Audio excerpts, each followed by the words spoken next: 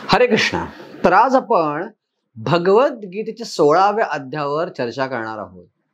या अध्यायाचे नाव काय आहे? दैव आसुरी संपद योग. याच्यामध्ये दैवी गुण काय आहेत, आसुरी गुण काय आहेत, राक्षसी गुण काय आहेत, यावर भगवंत चर्चा करत आहेत, भगवंत माहिती देत आहेत. तर या अध्यायाची काय जोड आहे, काय लिंक आहे मागच्या अध्यायांशी? का बरं हा अध्याय सांगावाच वाटला भगवंतांना? असं काय अर्जुनाच्या मनामध्ये आलं होतं? तर परत आपण जाऊया 13व्या अध्यायामध्ये. 13व्या अध्यायामधले 22वा श्लोक हा या अध्यायाची लिंक आहे. काय श्लोक आहे 13व्या अध्यायात 22वा? पुरुषा प्रकृतीस्तो हि भुगते प्रकृती जनगुणान कारण गुण संगस्य सद असद योनी जन्मसु. याच श्लोकात 14वा अध्याय बाहेरला, या श्लोकात 15वा अध्याय बाहेरला, आता या श्लोकात 16वा अध्याय पण बाहेर येतोय. काय म्हणले या श्लोकामध्ये? ज्यावेळी व्यक्ती गुणांचा संग करतो तो सत आणि असद योनींमध्ये प्रवेश करतो. त्याला चांगली शरीर भेटतात किंवा वाईट शरीर भेटतात, चांगले देह भेटतात किंवा वाईट देह भेटतात. चांगले म्हणजे दैवी गुण असले आणि वाईट म्हणजे आसुरी गुण असले. आणि हा प्रश्न अर्जुनाच्या मनामध्ये घोळत राहिला की मला आता गुण काय कळलं, त्या गुणामुळे जे जग तयार झालं ते काय कळलं मागच्या अध्यायामध्ये. आता त्या गुणांमुळे जगात पडल्यावरती कुठल्या प्रकारचे चांगले शरीर आहेत आणि कुठल्या प्रकारचे वाईट शरीर आहेत, कुठले दैवी गुण आहेत आणि कुठले आसुरी गुण आहेत, ह्याची माहिती मला जाणणं आवश्यक आहे. आणि हे भगवंतांनी हेरलं आणि म्हणून भगवंतांनी हा अध्याय सांगितला. दैव आसुरी संपद योग. दैवी गुण कुठले आहेत, आसुरी गुण कुठले आहेत? तर भगवंत पहिल्या अध्यायामध्ये सुरुवात करतात 26 दैवी गुणांनी. पहिल्या 3 श्लोकात भगवंत 26 दैवी गुण कोणते आहेत हे आपल्याला सांगत आहेत. अभयम सत्व संशुद्धिम ज्ञानयोगो व्यवस्थिती दानम दमश्च यज्ञश्च स्वाध्यायम तप आर्जवम अहिंसा सत्यम अक्रोधस त्यागात् शांतिर अपैशुनम दया भूतेषु अलोलुप्त्वम मार्दवम ह्रीर अचापलम तेज क्षमा धृति शौचम अद्रोहो नातिमानिता भवंती संपदाम दैवीम अभिजातस्य भारता. हे 26 दैवी गुण. अभयम, जो व्यक्ती दैवी गुणांनी युक्त आहे तो पूर्णपणे भीतीपासून मुक्त आहे. का बरं मुक्त आहे भीतीपासून पूर्णपणे तो? कारण का त्याला माहिती आहे की माझं शरीर मरणार आहे, मी कधीच मरणार नाहीये, मी शाश्वतरित्या आत्मा आहे आणि आत्मा हा अमर आहे. तर असा व्यक्ती भौतिक जगातील गोष्टीमुळे कधीच घाबरत नाही. अभयम सत्व संशुद्धीम, त्याची चेतना पूर्णपणे शुद्ध झाली आहे. त्याला जाणीव झाली आहे की मी भगवंताचा नित्य दास आहे, जीवेर स्वरूप आहे कृष्ण नित्य दास. ही शुद्धी त्याची झाली आहे चित्ताची. ज्ञानयोगो व्यवस्थिती, त्याला या भौतिक जगाचं पूर्ण ज्ञान झालेलं आहे की हे जग दुःखालय आहे आणि जीवनाचं ध्येय काय आहे याविषयी त्याला ज्ञान झालेलं आहे. तो ज्ञानयोगात पूर्णपणे स्थित आहे. अभयम सत्व संशुद्धी ज्ञानयोग व्यवस्थिती दानम, असा व्यक्ती कायम योग्य व्यक्तीला दान करतो. तो कायम आपल्याकडे जे काय आहे ते साठवून ठेवायचा प्रयत्न करत नाही, तो लोकांना वाटायचा प्रयत्न करतो, लोकांना दान देऊन लोकांना तो मोठं करायचा प्रयत्न करतो. आणि सगळ्यात महान दान कुठलं आहे? लोकांना अभय दान देणं. हे दान तो द्यायचा प्रयत्न करतो. जे काय ज्ञान तुझ्याकडे आहे ते लोकांना द्यायचा प्रयत्न करतो. आणि धनसंपत्ती पण तो लोकांना तो कायम मदतीसाठी देण्याचा प्रयत्न करत असतो. दानम दमश्च, दमश्च म्हणजे त्याचं मनाचं पूर्णपणे संयम आहे. यज्ञश्च, असा व्यक्ती कायम भगवंताच्या भक्तीमध्ये, यज्ञ म्हणजे भगवंताची भक्ती किंवा भगवंतांना अर्पण करणे, त्या गोष्टीमध्ये मग्न असतो. स्वाध्यायम, तो सतत वैदिकशास्त्राचा अभ्यास करत असतो. तपस्या, स्वाध्याय तपस्या, तो विनाकारण इंद्रिय भोगामध्ये मग्न होत नाही, तो सतत साधी राहणे, उच्च विचारसरणी या धाडण जीवन जगत असतो, ह्याला म्हणतात तपस्या. आर्जवम, आर्जव साधेपणा, तो अत्यंत साधं जीवन जगायचा प्रयत्न करतो. कारण त्याला माहिती आहे उगाच फॅन्सी जीवन जगून काहीच फायदा नाही, कारण त्यांना आनंद काय मिळणार नाही. अहिंसा, असा व्यक्ती कुठल्याही प्रकारे कुठल्याही प्राण्याची हिंसा करायला जात नाही. आणि सगळ्यात मोठी अहिंसा म्हणजे जे ज्ञान आपल्याकडे आहे ते लोकांना द्यायचा प्रयत्न करणं. आपल्याकडे ज्ञान आपण लपवून ठेवलं, लोकांना आध्यात्मिक ज्ञान दिलं नाही, तर एका प्रकारे आपण लोकांची आध्यात्मिक हिंसा करत आहोत. सत्यम, असा व्यक्ती कायम सत्य बोलायचा प्रयत्न करतो, तो कधीही खोटं बोलायला जात नाही. अक्रोधस, तो कोणावर रागवत नाही, क्रोधापासून मुक्त आहे. अहिंसा सत्यम कृतस त्यागात असा व्यक्ती कायम त्यागी आहे. शांतीर असा व्यक्ती कायम शांत आहे. अपैशुनम असा व्यक्ती कुठल्या प्रकारे उत्तेजित होत नाही. दया तो कायम दयाशील आहे. दया भूतेश सगळ्या जीवांप्रती दयाशील आहे, फक्त माणसांप्रती नाही. अलोलुप्तो त्याला कुठल्याही प्रकारचा लोभ नाहीये. लोभापासून पण बघताय. मार्दवम सौम्य आहे, त्याचं वर्तन अत्यंत सौम्य आहे, मृदू आहे. त्याच्या बोलण्यामध्ये त्याच्या वागण्यामध्ये मृदुता आहे. उद्धटपणा दांभिकपणा नाहीये. मार्दवम ह्रीर म्हणजे विनयशील आहे. तो अत्यंत नम्र आहे. अचापलम अचापलम तो दृढ आहे. तो लेचापेचा नाहीये. ते प्रत्येक गोष्टीत तो दृढपणे वर्तन करताय. तो जिद्दी आहे. तो पूर्णपणे डिटरमाइंड आहे. मार्दवम ह्रीर अचापलम. तेज तो तेजस्वी आहे. क्षमा सगळ्यात महत्त्वाचं. जरी तेजस्वी असला, जरी ताकदवान असला तरी तो क्षमाशील आहे. तो विनाकारण लोकांना त्रास देत नाही. तो क्षमा करायला आतुर आहे. धृती म्हणजे तो अत्यंत धैर्यवान आहे. तो लगेच धैर्य सोडत नाही. त्याकडे उच्च प्रतीचं धैर्य आहे.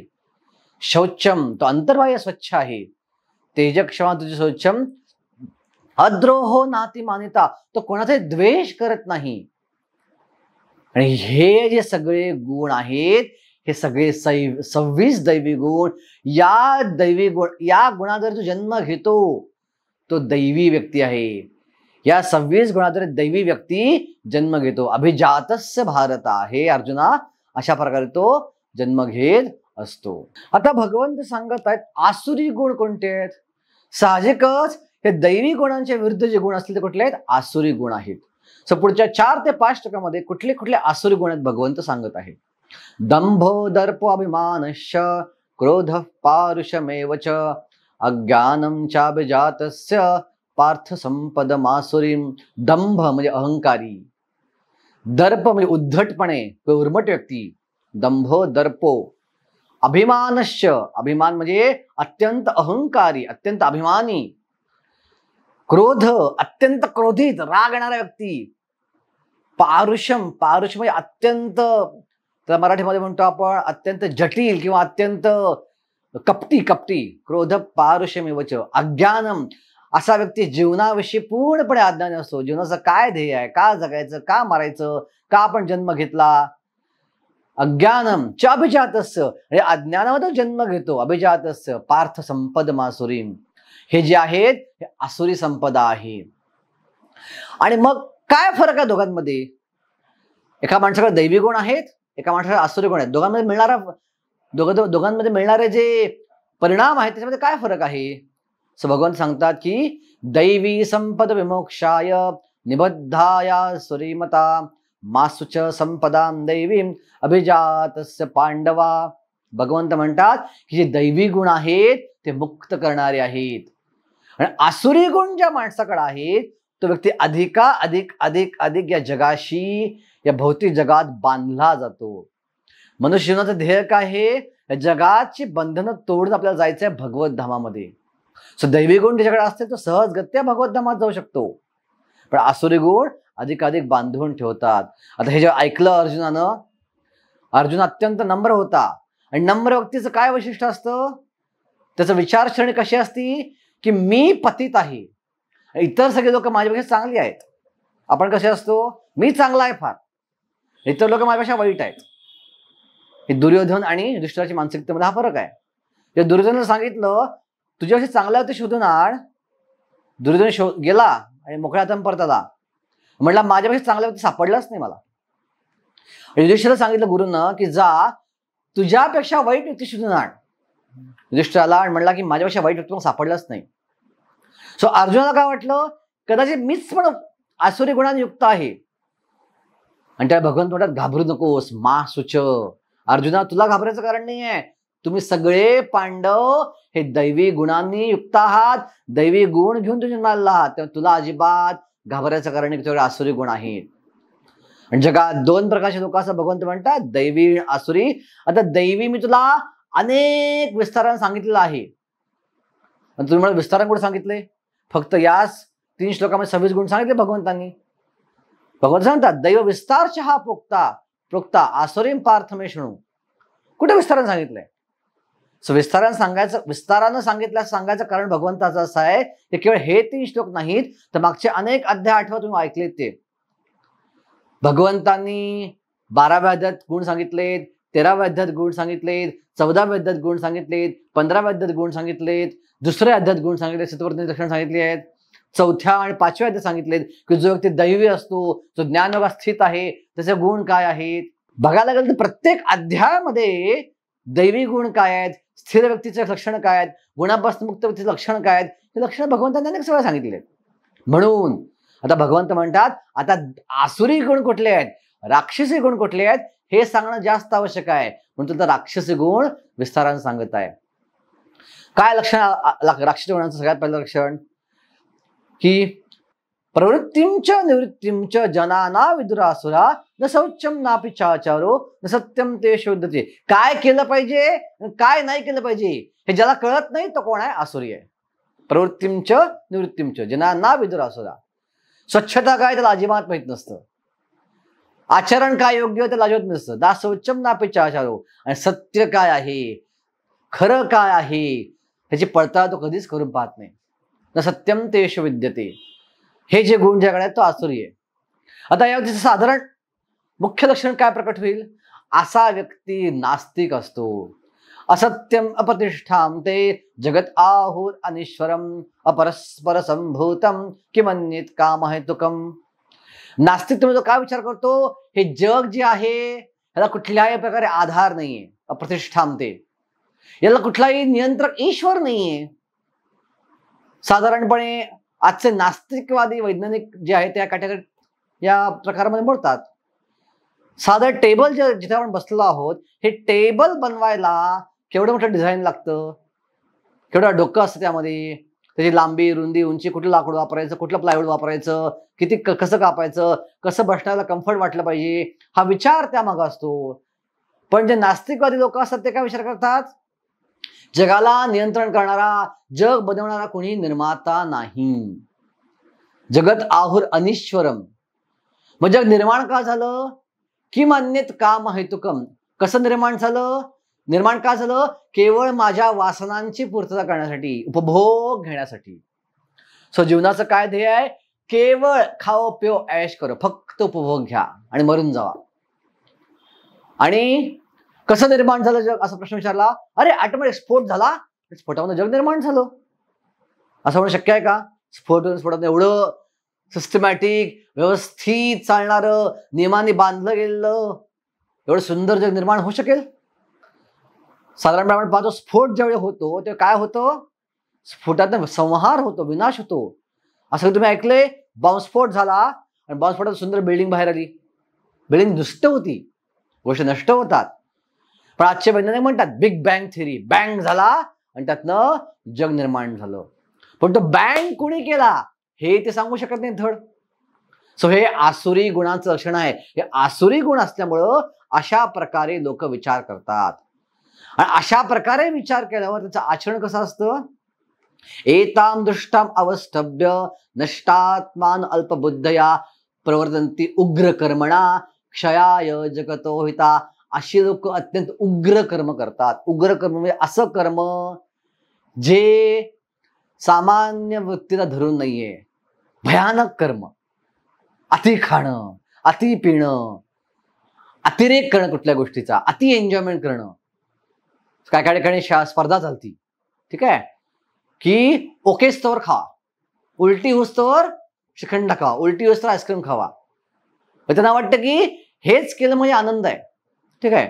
अनेक असे घाणेरडे देश आहेत ज्याच्यामध्ये काय करतात तर बऱ्याचशा स्त्रिया अशा असतात ज्यांना मूल नको असतं, त्या गर्भपात करतात आणि ते गर्भ फेकून दिले जातात. एक टीम असती तिथे गर्भ उचलती, कापून त्याची भाजी बनवून खाती.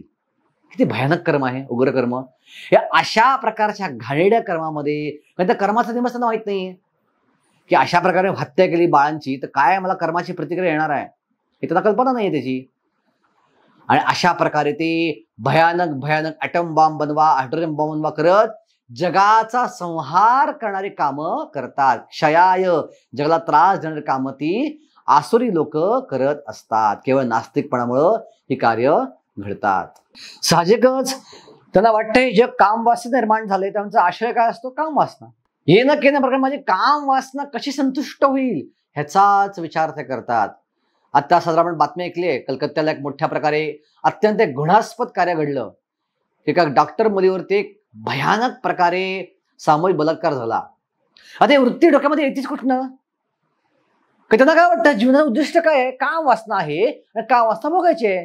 मागचं जीवन, पुढचं जीवन, भगवंत, कर्माचा नियम, जीवनाचं देव त्यांना काहीच माहित नाही की मला काय भोगा लागणार पुढं, त्यांना काहीच आयडिया नाही. तर कामात आश्रित दुष्पूरम दंभमान मदान्विता मोहात गृहीत असद्ग्राहात प्रवर्तन्ते असुचिव्रता. कामा वासनेचा आश्रय घेतल्यामुळं आणि अत्यंत अहंकारी असल्यामुळं अत्यंत असुची, अत्यंत घृणास्पद, अत्यंत घाणेरडी कार्य असे आसुरी लोक करायला जातात. दुसऱ्या महायुद्धाच्या काळात बघितलं आपण, हिटलरच्या माणसांनी अक्षरशः 3-3 महिन्याच्या लहान मुलींवरती लैंगिक अत्याचार केलेले होते. का? ही आसुरी वृत्ती आहे सगळी. आता बर, हे आसुरी वृत्ती घेतल्यामुळं अशा प्रकारे काम वासना अनिर्बंधपणे भोगल्यामुळं ते खुश असतात का? असं नाही. चिंता अपरिमेयांस्ते प्रलयंतम उपाशिता. मृत्यूपर्यंत प्रलयंतम या विश्वाचा प्रलय होईपर्यंत चिंता संपतच नाहीये. असा व्यक्ती कधीच खुश नसतो, सतत चिंताग्रस्त असतो. चिंता अपरिमेयम असते, अपरिमेयम, त्याला अंतच नाहीये. प्रलयंतम उपाशिता कामोपभोग परमा एतावत निश्चिता. मग काय होतं? आता काम वासनाची पूर्ती करायची आहे म्हटलं धन पाहिजे. त्यामुळे ते काय करतात? येन केन प्रकारेण अन्यायानं किंवा न्यायानं धन प्राप्त करायचा प्रयत्न करतात. आणि बरेचदा अशी लोक अन्यायी मार्गाचा अवलंब करतात पैसा प्राप्त करण्यासाठी, धन प्राप्त करण्यासाठी. आता एवढा अन्यायानं मार्ग पैसा प्राप्त करतात, त्यांना काय वाटतं मीच नियंत्रक आहे. ठीक आहे. आणि त्याचं प्लॅनिंग करायला लागतात. आज एवढा पैसा मिळवलाय मी, आत्ता माझ्याकडे एवढं बँक सेव्हिंग आहे, उद्या माझ्याकडे एवढा पैसा असेल, परवा एवढा पैसा होईल, मग मी हे करीन, मग मी ते करीन. पण त्यांना हे माहित नाहीये कुठल्या आयुष्यात जीवन जाऊ शकतो. हे अति प्लॅनिंग करणं आवश्यक आहे का? पैशासाठी पैसा मिळाला पाहिजे, त्याचं प्लॅनिंग केलं पाहिजे, पण अति वेळ दिला पाहिजे त्यासाठी. सतत 24 तास कसा पैसा मिळवता येईल, कसं पैशाचं सेव्हिंग करता येईल, कसा पैसा वाढवता येईल, हाच विचार. त्याच्यापुढे विचार करू शकत नाही ते लोक. त्यांना वाटतं की इदमद्यम मया लब्धम इमं प्राप्स मनोरथम इदम अस्नमपि भविष्यन्ति पुनर्धनम. ओके, आता पैसा आल्यावर शत्रू येतात, म्हणजे काय करतात? शत्रूंना मारायचा प्रयत्न करतात. असो मया हता शत्रू हनिशे चापरानपी. चला, माझ्या शत्रूंना मी दूर केलंय, मारून टाकले. साहजिकच पैसा आलाय, शत्रूंना मारलं, त्यांना काय वाटतं मीच ईश्वर आहे. ईश्वरोहम अहम भोगी सिद्धोहम बलवान सुखी. बघा, मीच ईश्वर आहे, मीच परमेश्वर आहे, मी बलवान आहे, मी सुखी आहे. आता काही वेळा ही लोक दिखाव्यापुरता धर्माचं आचरण करतात, जस्ट लोकांना दाखवण्यासाठी मी धार्मिक पण आहे. आत्मपूर्ण आसुरिक आहे. बाहेर यज्ञ करतात आणि ते दान धर्म करतात, पण आत्मभावना काय असते? बघा, मी दान धर्म करतो म्हणून यांची मंदिर चालतात, मी दान धर्म करतो म्हणून हे पंडित लोक जगू शकतात, म्हणून ब्राह्मण लोक जगू शकतात. आढ्यो बिजनवान अस्मी कोन्य सदृशम मया यक्षे दाक्षामि मोदिश्च इत्तज्ञान विमोहिता.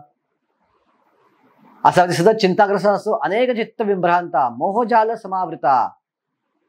आणि असा व्यक्ती नरकाकडे वाटचाल करतो. प्रसक्ता काम भोगेषु पतंती नरके सुचू. असा व्यक्ती फक्त अहंकाराद्वारे, ठीक आहे, आत्मसंभाविता शब्द धनमान मदान्विता यजंते नाम यज्ञास्ते दंभेद अविधिपूर्वकम. अविधिपूर्वक यज्ञ करतो म्हणजे काय? अविधी म्हणजे काय? यज्ञाचा उद्देश त्याला माहित नाही काय, उगाच दाखवण्यासाठी किंवा वाईट कार्य करण्यासाठी यज्ञ करतो. ओ माझ्या शत्रूंना मला मारायचं आहे, यज्ञ करून शक्य करणं ते. चला, जरी मी नास्तिक आहे, यज्ञ करून जर ते करणं शक्य असेल तर चला, ते करायला हरकत नाही. यामुळे होतं काय? यामुळे ते स्वतःला त्रास देतात, स्वतःला वेदना देतातच, पण जे हृदयात भगवंत बसले आहेत त्यांनाही प्रचंड वेदना होतात. का वेदना होतात भगवंतांना? का भगवंत आपले पिता आहेत? आपला मुलगा अशा प्रकारे वागतोय, आपलं एक मुलं अशा प्रकारे दुष्टपणे वागतंय, त्यांना वेदना होणार नाहीत? प्रचंड वेदना होतात. महाभारतामध्ये प्रसंग येतो, जेव्हा दुर्योधनची मांडी फुटली, भगवान शिकवणे डोळ्यातनं पाणी येतं. जर एका प्रकारे आनंद पण झालाय, त्याचे भक्त जिंकले, आणि असुरांचा संहार झाला, पण त्यांना वाईट पण वाटतं, डोळ्यातनं पाणी पण येतं. काय येतं की जरी दुर्योधन वाईट होता, राक्षसी होता, दुष्ट होता, तरी पण माझाच अंश आहे. माझा अंश जीवन योग्य प्रकारे जगू शकला नाही आणि त्याला अशा प्रकारे कर्माची रिएक्शन भोगायला लागली. भगवंतांना दुःख होतं, भगवंतांना प्रचंड वेदना होतात. भगवंत काय करतात, अशा व्यक्तींना तान अहम द्विषितः क्रूरान संसारेषु नराधमा क्षिपामि अजस्त्रम अशुभम आसुरीश्व एव योनिषु. भगवंत विचार करतात की मनुष्य होऊन अशा प्रकारे आसुरी व्यक्ती दाखवतायत, राक्षसी वृत्ती दाखवतायत, तर ज्या वातावरणात राक्षसी वृत्ती दाखवणं सोपं आहे किंवा चांगलं आहे किंवा फेवरेबल आहे त्या वातावरणात टाकून देऊ, इथे ठेवून फायदा काय त्यांना. अशा व्यक्तींना भगवंत नरकात टाकून देतात. नरकामध्ये ते लोक तडफडत तडफडत तडफड आसुरी वृत्ती दाखवत राहतात. आणि मग भगवंत म्हणतात आसुरीम योनिमा पन्ना मूढा जन्मनि जन्मनि माम अप्राप्येव कौंतेय ततो यान्ति अधमाम गतिम. ही आसुरी योनी प्राप्त केल्यावर व्यक्ती अधिक अधिक अधिक अधिक खालच्या योनीमध्ये जात राहतो आणि त्याची इच्छाच ती आहे भगवंताच दूर जायची. तर भगवंत ती इच्छा पूर्ण करतात आणि त्याला आपल्यापासून अधिक दूर घेऊन जातात आणि तो कधीच भगवंताची प्राप्ती करू शकत नाही. आता जरी या श्लोकात भगवंताची प्राप्ती करू शकत नाही असं म्हणलंय, तरी पण एका प्रकारे भगवंत दयाळू पण आहेत. का ज्यावेळी भगवंत अवतार घेतात आणि अशा राक्षसांना मारतात, त्यांना उद्धार होतो, त्यांना मुक्ती मिळते, त्यांना भगवत धाम मिळतं. आणि नरकासारख्या ठिकाणी सुद्धा भगवंताचे काही भक्त जातात आणि अशा नारकीय लोकांना, अशा मूढ लोकांना ते सुधरवायचा प्रयत्न करतात. आणि भक्तांच्या कृपेने त्यांना एक आशा असते की ती लोक अशा आसुरी योनीतून भक्त बनतील आणि भगवत धामात जाऊ शकतील. एका प्रकारे लोकांना वाटेल भगवंत दयाळू नाही आहेत, ते त्यांना त्यांच्यापासून दूर घेऊन चालेल. भगवंत दयाळू आहेत, पण त्यांचीच तशी इच्छा आहे. भगवंत त्याची इच्छा पूर्ण करतायत, पण वेगवेगळ्या प्रकारे भगवंत दया दाखवायचा प्रयत्न पण करतायत. आपल्या भक्तांकडे पाठवतात, स्वतः अवतार घेऊन राक्षसांना मारतात. भगवंताची मिठी मारणं एका स्तरावरती असतं. आता भगवंत म्हणतात की लोकांना नरकात टाकतो. साहजिकच अर्जुनाला प्रश्न पडला की असे कोणते गुण आहेत जे नरकात घेऊन जातात. थोडक्यात आता एवढे आसुरी गुण सांगितले, अर्जुन थोडा घाबरला. मला थोडक्यात सांगा की कोणते गुण मला अवॉइड केले पाहिजेत, कोणत्या गुणापासून मला स्वतःला वाचवलं पाहिजे जेणेकरून मी नरकात जाणार नाही. आणि भगवान सांगतात की त्रिविधम नरकस्येदम द्वारम नाशनम आत्मना कामम क्रोधम तथा लोभस तस्मात एतम त्रयम तजेत. 3 गुण जे आहेत हे नरकाचे द्वार आहेत, काम, वासना, क्रोध आणि लोभ. का बरं 3 गुण सांगितले भगवान इथं? हे 3 गुण बीजाप्रमाणे काम करतात, एका बियाणाप्रमाणे काम करतात आणि बाकी सगळे गुण या 3 गुणातनं वाढत वाढत वाढत जातात. एकदा काम वासना असली आणि हावरटपणा असला आणि रागीटपणा असला की त्या तिघांचं कॉम्बिनेशन होऊन बाकी गुण हे विकसित होत जातात. म्हणजे 3 गुण आपण जर रोखले तर मात्र नरकाची द्वारे ऑटोमॅटिक बंद होतील. आणि हेच भगवंत पुढच्या श्लोकात सांगतात की या 3 गुणापासून रोखलं पाहिजे. जो या 3 गुणापासून स्वतःला रोखतो, या 3 गुणापासून मुक्त होतो. एतेर्मुक्त कौंतेय तमोद्वारस्त्रिभिर्नरा. अशा व्यक्तीला काय होतं? आचारती आत्मना श्रेया. असा व्यक्ती स्वतःच्या आत्म्याचा उद्धार करण्यासाठी आचरण करतो. आणि कुठे जाईल तो? ततो याती पराम गती. तो दिव्य ठिकाणी प्रवेश करेल, दिव्य स्थानी तो जाऊ शकेल. पराम गती, त्याची गती उच्च असेल, त्याची गती शाश्वत असेल. आणि भगवान सांगतात की आसुरी व्यक्तीचं लक्षण असं आहे, सगळ्यात महत्त्वाचं लक्षण समराईज करायला, की सिंपल, आसुरी व्यक्ती हा शास्त्रात दिलेल्या नियमांचं पालन करत नाही. य शास्त्रविधी उत्सृज्य वर्तते कामकारतः. तो शास्त्रविधीचं पालन करणार नाही आणि केवळ स्वतःच्या इच्छेसाठी, स्वतःची वासना भोगण्यासाठी काम करेल या जगामध्ये. ते दुर्दैवाने 99% लोक करतायत. 99% लोक फक्त स्वतःच्या वासनेने जगतायत, फक्त स्वार्थी जीवन जगतायत, अजिबात परमार्थाचा विचार नाहीये. अशा लोकांचं काय होईल? ठीक आहे, हे शास्त्रविधी उत्सृज्य वर्तते कामकारता न स सिद्धिम अवाप्नोती न सुखम न पराम गतीम. ते कुठल्याही प्रकारची आध्यात्मिक सिद्धी प्राप्त करू शकत नाहीत, या जगातही सुख प्राप्त करू शकत नाहीत आणि ना पराम गती, उच्च गती प्राप्त करू शकत नाहीत. सो या जगातही दुःखी, ना कुठली सिद्धी प्राप्त होईल, ना भगवत धाम प्राप्त होईल. सगळ्या प्रकारे शास्त्रविधींचं पालन आपण केलं नाही तर आपण तोट्यामध्येच जाणार आहोत, आपण नारकी यातनाच भोगणार आहोत, आपण मूढ योनीच प्राप्त करणार आहोत. आणि म्हणून या श्लोकाचा या अध्यायाचा शेवट भगवंत सांगतात, तस्मात् शास्त्रं प्रमाणं ते कार्य कार्य व्यवस्थितो ज्ञात्वा शास्त्रविधानोक्तं कर्म कर्तुम इहर्हसि. म्हणून अर्जुना, जर माणसाला आसुरी गुणांपासून मुक्त व्हायचं असेल आणि दैवी गुण प्राप्त करायचे असतील तर जी शास्त्र आहेत, वैदिक शास्त्र जी भगवंतांनी स्वतः सांगितली आहेत, त्या शास्त्रांना प्रमाण मानून, तस्मात् शास्त्रं प्रमाणं ते, कसं वागायचं आणि कसं नाही वागायचं ह्याचे प्रत्येकाचे नियम वेगवेगळे आहेत. अमेरिकेमध्ये डाव्या बाजून चालणं, डाव्या बाजून गाडी चालवणं हे नियमाला धरून नाहीये, हे नियमाच्या विरुद्ध आहे, ते रॉंग साईड आहे. पण भारतामध्ये डाव्या बाजून गाडी चालवणं हे नियमाला धरून आहे, ते रॉंग साईड नाहीये. अमेरिकेत तर सगळे दंड बसेल, पण भारतात दंड बसणार नाही. पण भारतामध्ये उजवीकडनं गाडी चालवली तर दंड बसेल. अमेरिकेत ते अलाउड आहे, त्याची परवानगी अमेरिकेमध्ये. सो काय करायचं आणि काय नाही करायचं ह्याचं प्रमाण काय आहे? भगवंत म्हणतात वैदिक शास्त्र. गुरुच्या मार्गदर्शनाखाली वैदिक शास्त्रांचं अध्ययन करून, वैदिक शास्त्रांचा प्रमाण मानून जो कार्य करतो, तस्मात् शास्त्रं प्रमाणं ते कार्य कार्य व्यवस्थितो ज्ञात्वा शास्त्र विधानोक्तं कर्म कर्तुम इहर्षि. अशा प्रकारे जो कर्म करतो तो दैवी गुणाने संपत्त होतो आणि तो परामगतीला, तो शाश्वत भगवत धामात प्रवेश करू शकतो. आणि सर्व शास्त्रांचं सार हेच आहे. आजच्या कलियुगामध्ये सगळ्या शास्त्रांनी, सगळ्या संतांनी, सगळ्या आचार्यांनी हे सांगितले की शास्त्रात कलियुगात मुख्य कार्य काय सांगितलंय? नामस्मरण. कलियुगात केवळ हरे कृष्णा कृष्णा कृष्णा हरे हरे, हरे राम राम राम हरे हरे या महामंत्राचा जप जर आपण केला तर काय, हा महामंत्र भगवंतापासून अभिन्न आहे. जसं एक सळी आपण घेतली, आगीत टाकली आणि काही वेळ उचलली तर त्या सळीला हातला चटका बसतो का आगीच्या संपर्कात आल्यामुळं त्या सळीमध्ये तर आगीचे गुण आलेले आहेत. त्याचप्रमाणे भगवंताचं नामस्मरण केल्यामुळं आपण भगवंताच्या संपर्कात राहतो आणि भगवंताचे सगळे दैवी गुण आपल्यामध्ये कुठल्याही प्रकारे एक्स्ट्रा प्रयत्न न करता सहजगत्या विकसित होतात आणि आपणही परामगती, परमसिद्धी प्राप्त करू शकतो. इथं गीतेचा 16वा अध्याय संपतो. धन्यवाद.